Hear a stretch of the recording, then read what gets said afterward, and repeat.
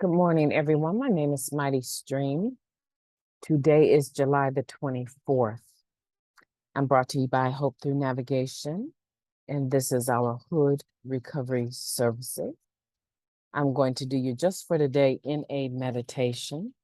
Let me go ahead and get into the screen. Hopefully you can see that.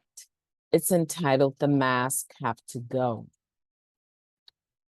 We covered low self-esteem by hiding behind phony images that we hoped would fool people. The masks have to go. Basic text, page 33. So that's where that quote is. If you're looking for it on page 33 of your NA basic text, the masks have to go. We talk about it all the time. Few of us remember where to find it, but there's where it's at. Our sensitivity, insecurity, and a lack of identity are often associated with active addiction. Many of us carry these with us into recovery. Our fears of inadequacy, rejection, and lack of direction do not disappear overnight. Many of us have images, false personalities we have constructed either to protect ourselves or please others. Some of us use masks because we're not sure who we really are. Sometimes we think that these images built to protect us while using might also protect us in recovery.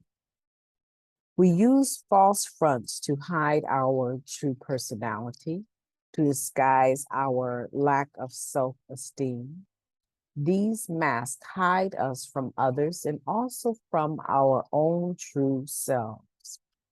By living a lie, we are saying that we cannot live with the truth about ourselves. The more we hide our real selves, the more we damage our self-esteem. One of the miracles of recovery is the recognition of ourselves, complete with assets and liabilities. Self-esteem begins with this recognition. Despite our fear of becoming vulnerable, we need to be willing to let go of our disguises. We need to be free of our masks and free to trust ourselves. Just for today, I will let go of my mask and allow my self-esteem to grow. Let's take a moment of silence, I feel, before we get into this. Moment of silence now. Prayer. God, grant us the serenity to accept the things we cannot change, the courage to change the things that we can, and the wisdom to know the difference just for today. Please and thank you. So we're talking about masks and we're talking about why we have them. We have them because at some point in time, we thought the mask, the false presentation of ourselves, would be more pleasing, more acceptable to the societies or the communities that we ran in, right?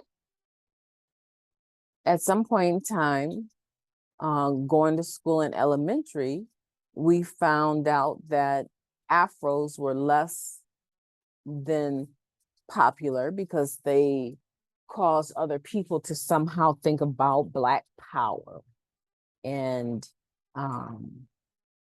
power to the people, and to think about violence when they saw us coming with our afros. And maybe that's not true. Maybe you wore pigtails, right? And at some point in time, the other than ourselves was more beautiful and more acceptable. And we decided that we needed to put on a mask or do something different. Unfortunately, it went way past physical. It began to develop a mental way of thinking that I needed to paint this picture to society of who I am, and then they would love me more, accept me more. And that's why I say it goes way past physical, right? Because at some point in time, we started just in our conversation, we changed the way that we talk. We changed what we said and how we said it, so that we would be, in our mind, attractive to people. And a lot of times they could care less. And they didn't notice. And if they did notice and bullied you about anything, they were just mean people. But to us, we needed to be able to give a certain presentation that was beautiful in words and deed, in our thinking.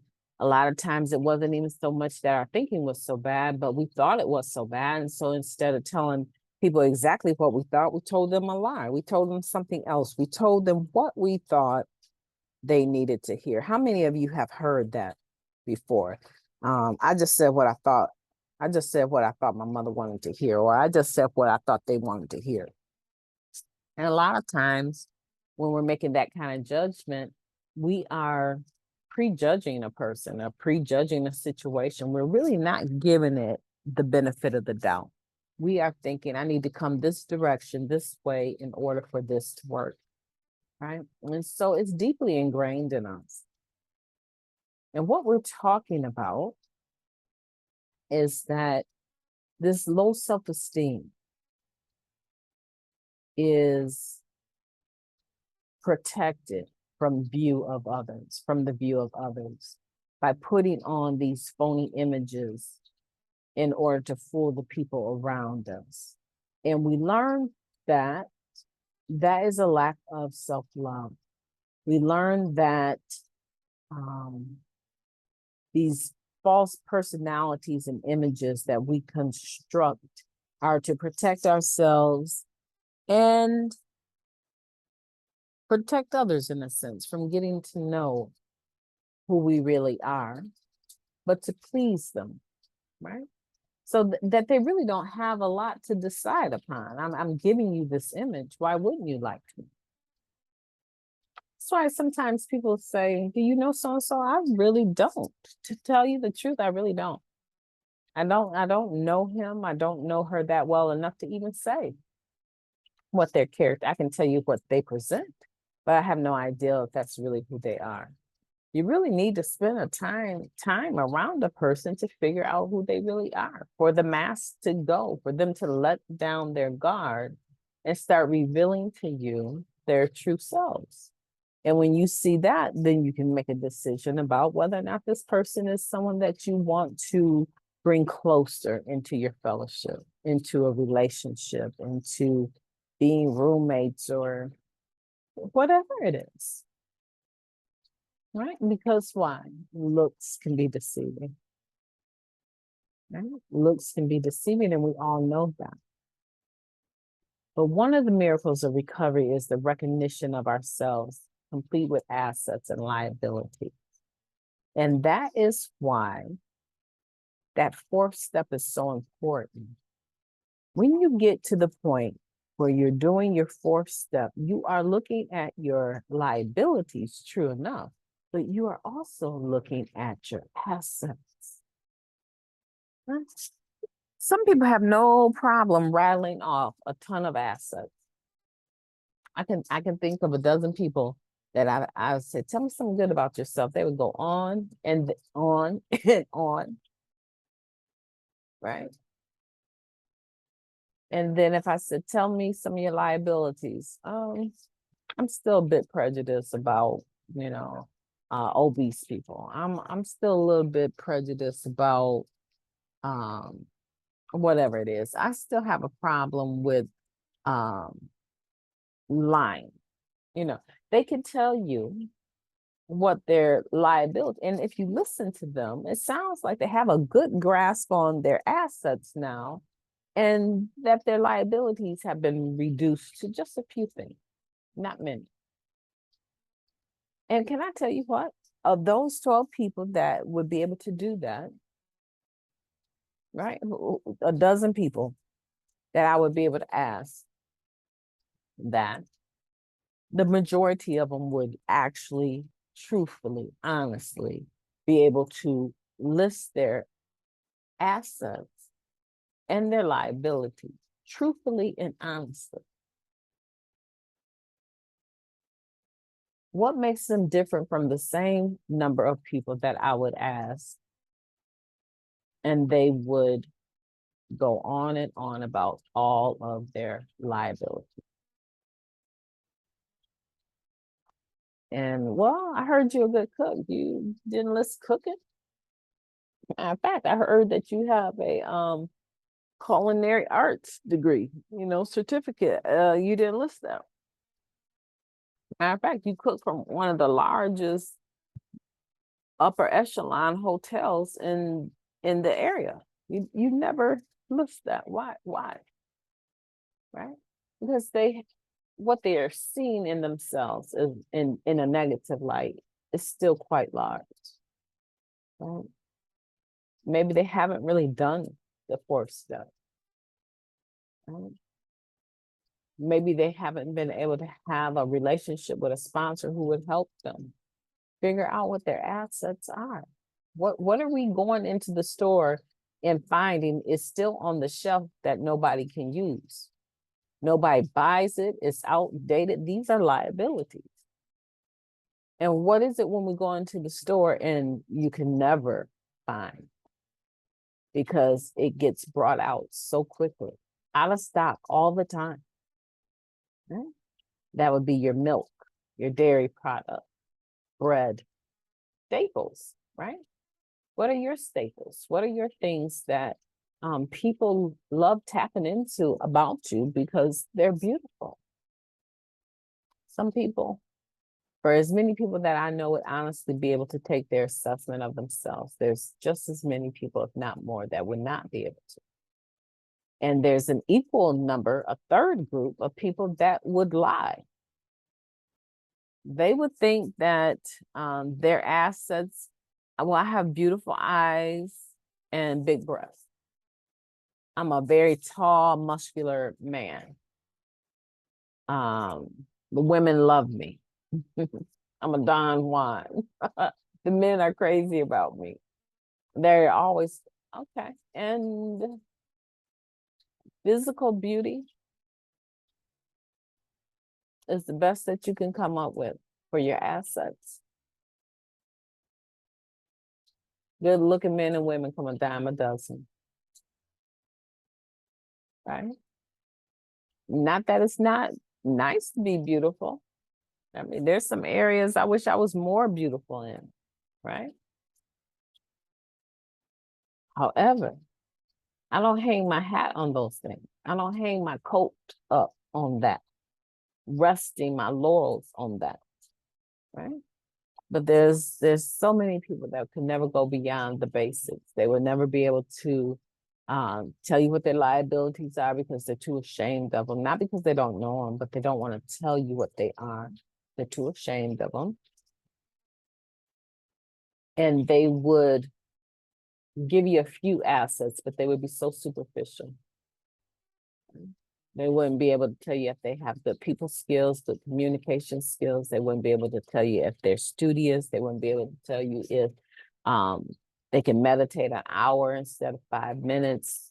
They wouldn't be able to tell you any of that. They would have absolutely no clue because they have not done the work. They haven't done the work. And so I want for you to be the person, that first group of individuals that I shared with you. I want for you to be the individual that when someone says, give me a list of your assets, commonly in interviewing, right? They'll say, what are your strengths and what are your weaknesses? And I usually tell them my strengths and my weaknesses are usually the same. I love people, and my weakness is that I love people, right? Because that strength in me of caring about individuals causes me sometimes to get in predicaments that I should have better judgment about. I could tell you some horrendous stories where I trusted individuals that I knew absolutely nothing about just because I wanted to be helpful. And it was only by the grace of God that I walked away alive. alive. And I don't even really talk about those too much because they're just that ridiculous. When I think about them, they make the hair on my back stand up because they were that dangerous. And I did it because I didn't know how to say no. I did it because I thought that they needed my company. And there's many a times I walked out with my life, and I didn't know for sure if I was going to. It was just like God had put a hedge of protection around me. But I put myself willfully in some very, very dangerous situations. So I'll tell people, I think my weakness and my strengths are kind of similar. I think I told you guys about a job that I lost just because I showed just how much I do care. And it's just, I don't think this is going to be a job for you.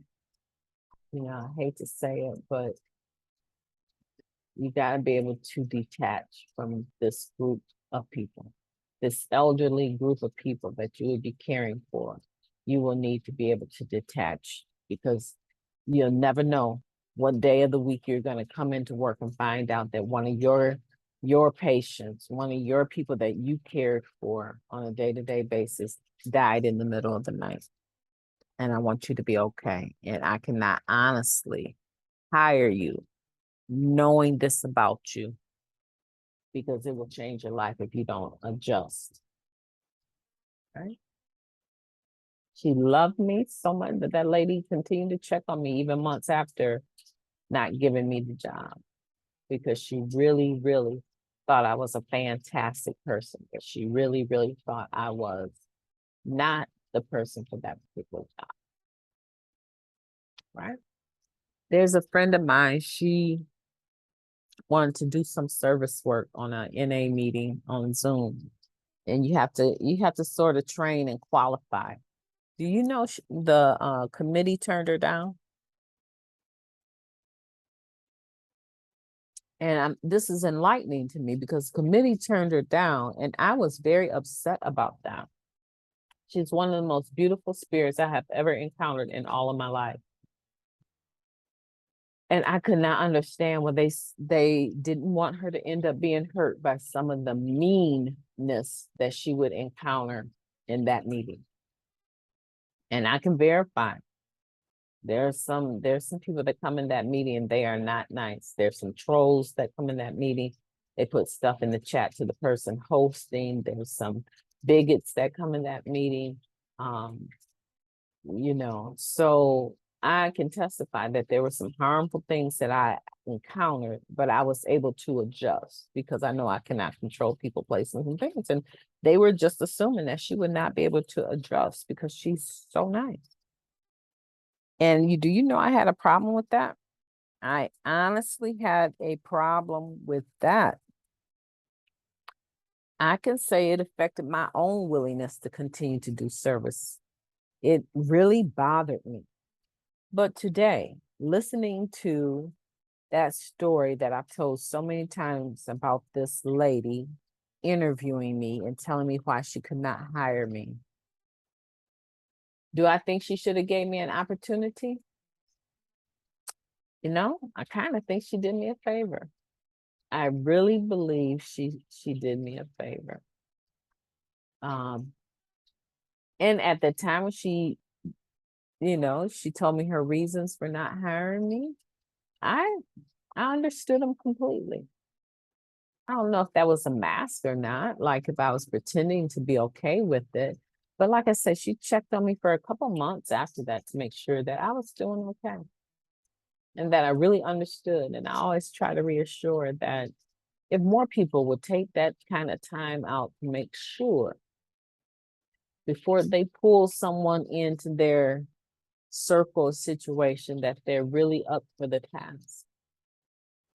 And thank you enough for caring, right? That's the only time. I mean, I never showed her that I was hurt or upset in any kind of way. I believe I had some mask because I'm still talking about that as an experience that was important to me, where my strengths and my weaknesses were, I felt, one and the same, and it just didn't work out favorably for me, you know. I think she did, honestly, I think she did me a favor. I think at the time, though, I was still hurt because I really wanted that job, and I knew the money was going to be good. And I knew that I could stay on that job for a long time, right? But thinking about it today, with such an open mind today, all these decades later, I would have to say, with this recovering addict that was turned down for doing service on this particular meeting, maybe there were some things at play that she didn't consider, you know. If I have to be completely 100% about it, I believe there's very few meetings. Like, say, for instance, she used to be on the meeting every day. Let's say if in 30 days, 1 month's time, we were both in the meeting at the same time, 25 of those days, during the time that she would share, she would be wiping tears away. She was just spiritually very sensitive, you know, and so maybe it would not have been in her best interest. I really don't know. But after my analyzation today, it's possible that it was the best decision. I have no idea. But I can say that this reading is challenging me to kind of go back over some of the things of yesteryear and figure out, you know, was I being completely honest, or did I put up a mask because I didn't want people to know that I was hurt? I would say probably there's some incidents where I will put on a mask because I didn't want people to know that I was hurt. But today, even though I wrestle with being able to be vulnerable, right? I think that it's important for people to know how you honestly feel about things. So today I want to challenge you to, just like we did yesterday, look at some areas in your life where you know you're wearing a mask, right? Just list a couple of them. It doesn't have to be a whole lot, 2 or 3. Where are you wearing a mask? Where are you not being completely honest or letting people see who you really are? And then put the risk factor. If the risk factor on a scale of 1 to 10 is a 1, that means that there's really no danger to you in any kind of way by letting them know who you really are, or what you're really feeling, or doing what you really want to do. There's no risk. If it's a 10, that means that's high risk. That might be something that you want to talk to your sponsor about, right? Let me give you an example of a high risk. Let's talk about LGBTQ. Okay. Let's talk about an individual that is in the rooms, in recovery. They have a network, they have a sponsor. Let's say a man. It could be a male, but I mean a female, but let's just say in this story example, it's a man who has not revealed to anyone that he is LGBTQ. He has not revealed to anyone that he likes men. He has a man for a sponsor that he finds very attractive. He has males, brothers that are in his network, sponsorship network, that he also lusts after, right? They don't know that he's LGBTQ. He always puts on this real, this mask, because that's what's always been acceptable in society. And he's getting tired because now in our world today it's becoming more acceptable, and he is getting tired of wearing this mask. He actually feels like he should have a female for a sponsor instead of a man, right? Because he more identifies with the female gender. So, what is his risk level of taking the mask off? Many people have done it before they were ready and ended up taking their lives because people didn't accept them, right? Many people have taken their lives because they tore the mask down, because that's what the movement was, to come out of the closet, and they came out of the closet before they were even accepting about their life, right? And ended up taking their life. What is the risk factor for him to reveal this to a sponsor and the network? Well, clearly it would be a 10. Okay? But a sponsor is one of the individuals that he honestly feels like he has an attraction to. So in this situation, would he be able to go to a sponsor and not have some level of rejection that would affect them? This would be a situation where the individual should seek out someone that they know and trust that has a like situation. And then after some discussions, figure out the way to take that mask off when they are really ready for however it ends up. So I'm not suggesting that, that's just one example. I'm not suggesting that you go, you want your husband to know that that y'all first child is not his, it's actually so and so. Right? I'm not suggesting that we do that, right? And mindlessly start pulling these masks down, but the mask must go. And you need to figure out in your life, how long are you going to continue to have this facade? And when will be the right time for you to be who you, and is it important? Is it important? Right now, today, I want you to look at the things that would be on the low risk level, right?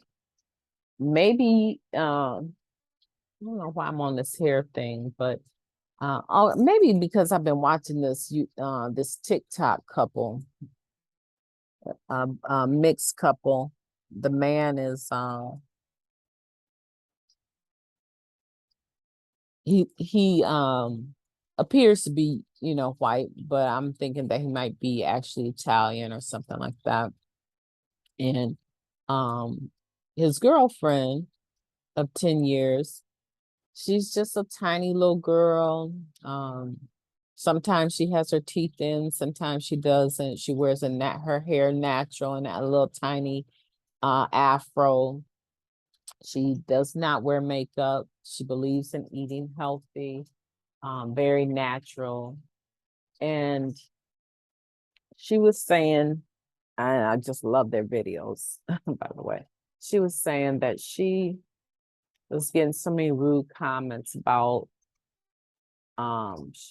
she doesn't shave her armpit hair. And she was just saying she gets so many rude comments.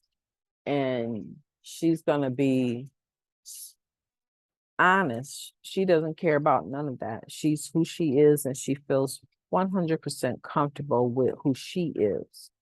Her self-esteem and her self-love are not moved by all these rude comments about her looks. And she said, I dare y'all to drop a picture of yourself in your natural self. No makeup, no eyelashes, no wigs glued on. Show your alopecia, right? She's daring, all these other people to be natural. And she's saying, half of y'all that are talking about me won't be able to do it because you have no self-love. And maybe your low risk mask coming down is you deciding that you don't want to put chemicals on your hair anymore. Maybe it's that you're not gonna wear wigs anymore. Maybe it's that, I don't know. I don't know what it is, but I want you to think about what that mask is that you wear. And then I want for you to make a commitment if it's low risk, right? 4 down. If it's a 5, you might want to pray about it and go to your sponsor. But if it's like a low risk, I want you to try to take the mask off little by little and see how that goes. And maybe you need to plan a date to do that. Maybe the man that you're with, he has no idea that that's not your real hair because you keep it looking so tight all the time, right? Maybe, I don't know what it could be, but I think that the level of freedom that you'll get, if you're ready and the risk is low, will be good for you.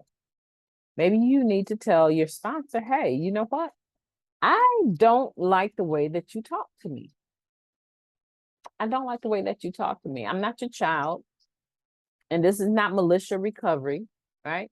I know they used to do that, sit down and shut up back in the day, but this is not that day. This is 2022, where people can get recovery on the internet, literally. And I don't like the way that you talk to me. I'm not in a gang. I'm not gangster. Actually, I have a lot of spiritual principles that affect how I talk to certain people, to people in general. And if you're not able to change how you are talking to me, right? Because I don't like feeling like I'm being bullied every time I talk to you. Like, why does it feel like we're going to break out in a fist fight every time I talk to you? If you don't like me and you're not really interested, if you treat other people differently, but when you talk to me, you cussing and swearing and, girl, don't make me put my hands. Who are you talking to? I'm a whole grown woman standing on all 10. Why are you talking to me like that? Maybe you need to tell your sponsor, bye. I'm going to find another sponsor. Either change how you're talking to me, and maybe they're going to say, I don't give a darn. See you later, bye. Maybe that's what you're expecting. And you just don't want to have that be a part of your story, that you had a sponsor for so many years and then you had to change, and then you had another sponsor for so many years. Maybe it is an inside job, but you deserve to be treated with dignity, right? So maybe it's that you want to get a hold of your sponsor and say, I'm done. I'm going to find another sponsor. Got some sponsee sisters I'm pretty tight with. I'm gonna click up with them until I get another sponsor lined up. Thank you. I don't know. Maybe that's the mask that you've been wearing.